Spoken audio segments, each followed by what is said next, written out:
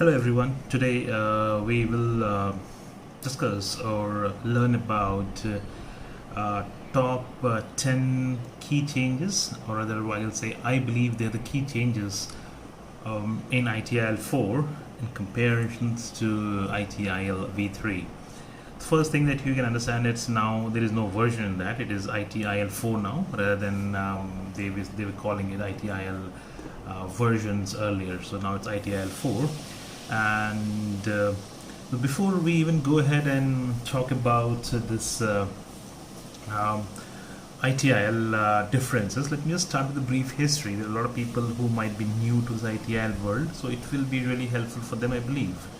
So ITIL started in somewhere around 1980s by a UK government agency called CCTA, that is the Central Computer and Telecommunication Agency.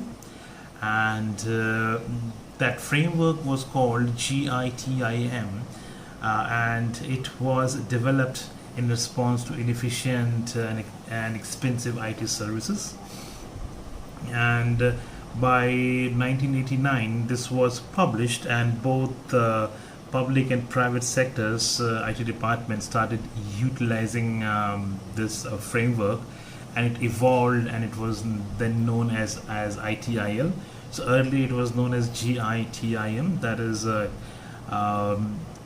kind of a government information technology infrastructure management. So that is what ITIL called initially. So let me start with the first change. So ITIL v3 is a process and a sequence of activities which in ITIL 4 it is now practices, and it refers more about something which can be achieved or which can perform using the right resources. So here the resource utilization is being highlighted more than into processes, and now we have come from process to practices. There are new practices which are being added to the ITIL 4, which we will discuss in the later section. And the next change, earlier ITIL v3 had a service lifecycle, and it was composed of 5 stages, like service strategy, service design, service transition, and service operations, and the continual service improvement, and we also know it as CSI. The new ITIL 4 framework is based on the SVS, that is Service Value System, and which describes how all the components and activities should work together as a system, enable the value creation for the organization, which you can see somewhere here. So this is a new design. So what is service value chain? And if you see, and now it starts with operations demand, so opportunity or demand, and we process that through the framework, and we get value. Now the next change that is, it talks about the continual service improvement. So earlier ITIL v3 had CSI model, is now updated in ITIL 4 as CI model, and it has a more structural approach to continuous improvement. So it is now broken down into seven stages. Like identify and define the improvement strategy, define what to measure, collect the data, process the data, analyze the collected data, present and use the information, and implement improvement. So these are the 7 stages in which the PDCA is broken down into 7 stages. So you can see a picture somewhere here about the 7 steps for CI. And if we go to the next change, the next change is I will discuss about the 9 guiding principles of v3 versus 7 guiding principles of v4. So if you realize, the ITIL V3 guiding principles, there were 9, like focus on value, design for experience, start where you are, work holistically, progress iteratively, observe directly, be transparent, collaborative, keep it simple. They were the 9. And ITIL 4, they're more comprehensive, and then like 7, focus on value, start where you are, progress iteratively with feedback. It was only progress iteratively, not iteratively with feedback. Collaborate and promote visibility. Think and work holistically. Keep it simple and practical, which was not there. And optimize and automate. So in ITIL, we are more focused towards optimization and automation. Now I'll just move to the next one. There are the 4 P's and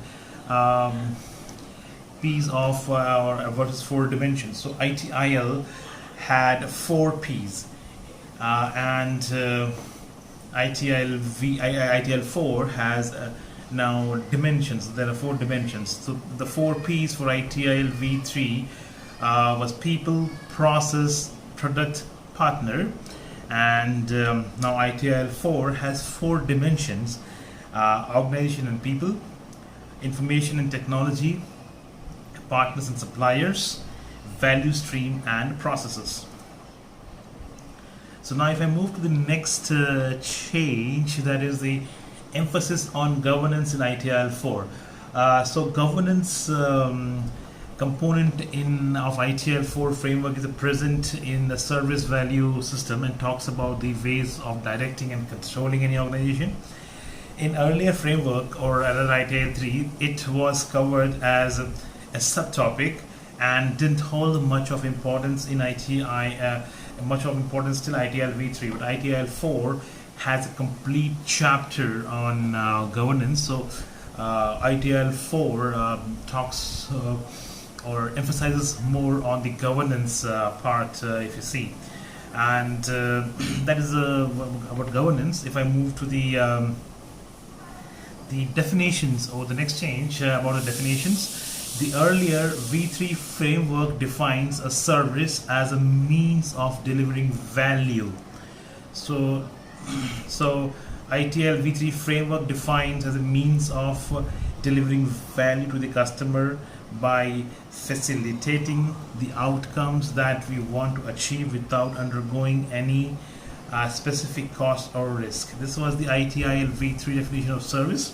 Now if you see in ITIL 4, the definition has changed. The service means value co-creation. Earlier it was delivering value. Now it is value co-creation by facilitating outcome that a customer wants to achieve without undergoing any cost or a risk. Now the if you see that now the service is more about value co-creation rather than just providing services. Now next is what I already discussed about brief, that is optimize and automate. So ITIL 4 talks specifically about that we should go ahead and optimize and automate the resources. So we in ITIL 4 speaks on automation a lot, and human intervention should only be there when there is a requirement to make decision or any upgrades, and so that human resources should be used wherever they can contribute value. It should not be an ongoing utilization of human resources, so it should be automated. And the next change is the certification roadmap. So ITIL qualification roadmap was till ITIL V3 was like, it was foundation, then it's a practitioner certification, then intermediate, expert, then master. In ITIL 4 it is ITIL foundation, ITIL managing professional, ITIL strategic leader, and ITIL master. Now if I move to the next change, this specifically talks about the 26 processes versus 34 practices. In ITIL V3 we had 26 processes under strategy, design, transition, operations, and CSI. Now there are 4 layers like general management and practices, and service management practices and technical management practices. Underneath these there are 34 practices, so which you can see the screen now, and I will be discussing these practices in detail one by one in my future videos. And so that was it, guys. This is what I believe they are the top 10 key changes from ITIL V3 to ITIL 4. Please comment and feedback, or update. And if you want to see more videos and all that, please comment me on that. I will definitely work towards it to help you all. Thank you, and have a good day ahead.